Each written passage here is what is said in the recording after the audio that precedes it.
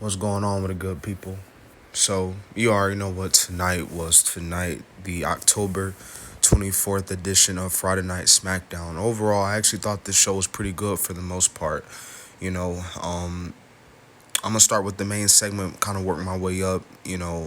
Based off the opening segment, what we saw between Cody Rhodes, Drew McIntyre, as they are kind of bringing a little bit more hype into their title match for November 1st, Saturday night's main event next Saturday night.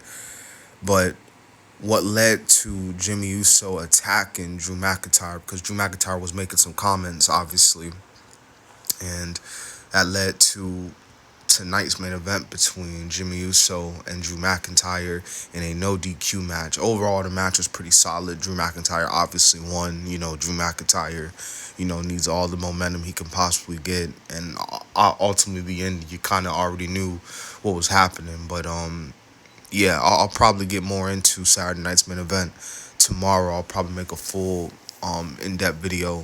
I know we got a lot of stuff going on tomorrow as far as NXT Halloween Havoc as well. But you know, another thing that took place on the show tonight. Dragonoff's U.S. Open Challenge. So they're continuing the U.S. Open Challenge, which I don't have a problem with.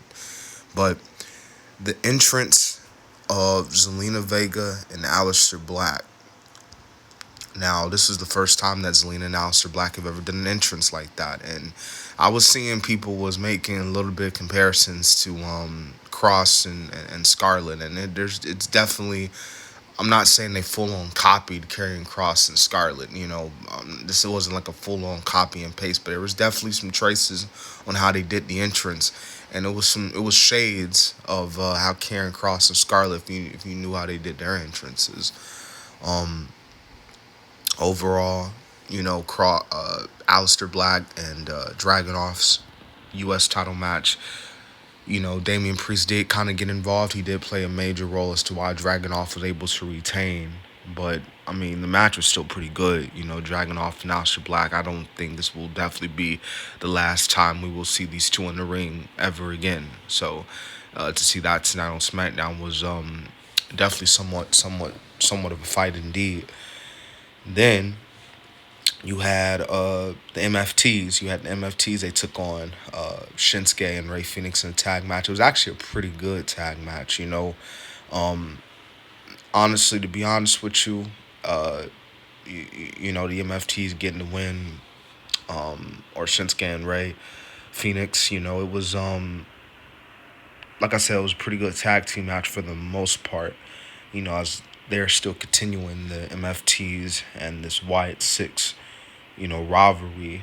And, we saw Kiana James take on Tiffany Stratton, and that was actually a solid match itself. Tiffany Stratton was able to get the win.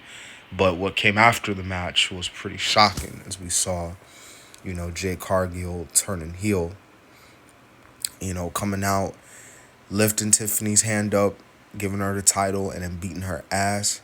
It was honestly, this is the first time we're seeing Jade Cargill as a heel officially in WWE. And this will probably be the moment that officially puts that championship on her. I think this will be the spark that allows Jade to beat Tiffany, for the championship. And, you know, honestly, I don't mind it. Jade as a heel has shown to be a little bit more, aggressive, ruthless. So, it wouldn't surprise me if now's any time to never if they put the title on Jade Cargill. Because if anything, Tiffany, she's had a pretty long reign as champion. And it's getting to that point where it's like, who and when is she going to drop the title? Um, but yeah, like I said, man, overall, pretty good episode of SmackDown tonight. Can't really necessarily complain about it. And like I said, man, Saturday night's main event next week. NXT tomorrow, and there you have